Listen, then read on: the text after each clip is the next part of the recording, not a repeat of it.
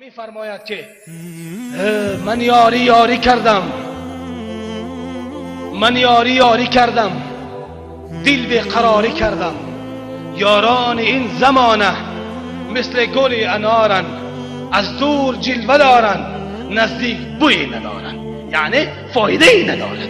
یاری اصلی اون است، به اون باید یاری کرد. به اون یاری که کردی دیرا بدان که تو هیچ غمی نمیخوری، هیچ غمی نمیخوری.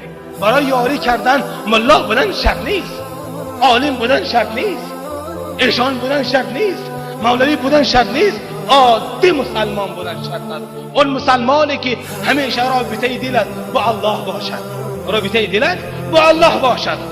در زمان حضرت مولانا الیاس رحمت الله علیه یک مرد مسلمانی بود، مرد عادی بود، مسلمان بود، شیخ بود، مستفید بود، اما این شخص